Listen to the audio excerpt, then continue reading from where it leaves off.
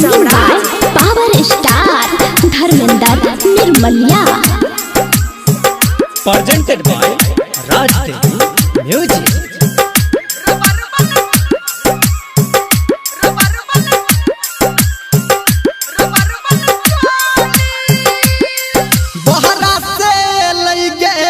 मन पागल भेल गे सैया लगे गे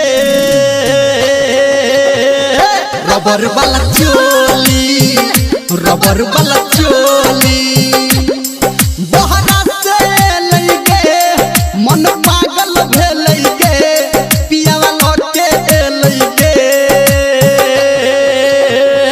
रबर वाला चोली रबर वाला चोली रबर वाला चोली रबर वाला चोली।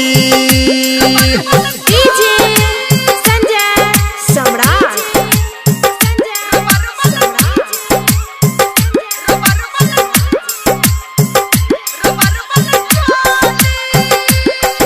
एक सैया जी से भेंट भेल एक साल पे आलन कई हमरा चुम्मा उत दुनु गाल पे एक सैया जी से भेंट भेल एक साल पे आलन कई हमरा चुम्मा उत दुनु गाल पे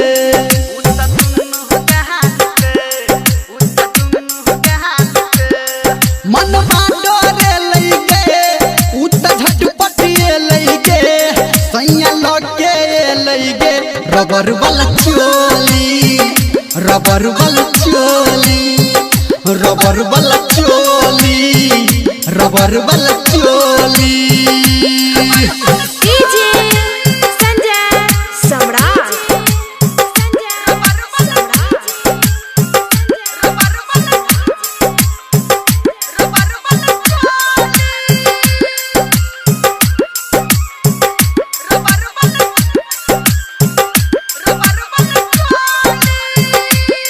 घुंघटा में छिपल चांद रहतिया जी के रह खड़ा ओकर कान सुन पिया जी के गे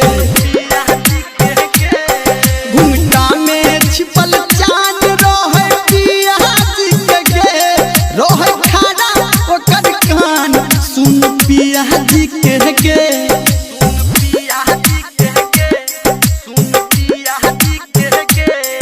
निर्मलिया लइगे देवरू चल गे पियावा लगे रबर वाला चोली रबर वाला चोली रबर वाला चोली रबर वाला चोली बहरा से लइगे मन पागल भेल गे सैया लगे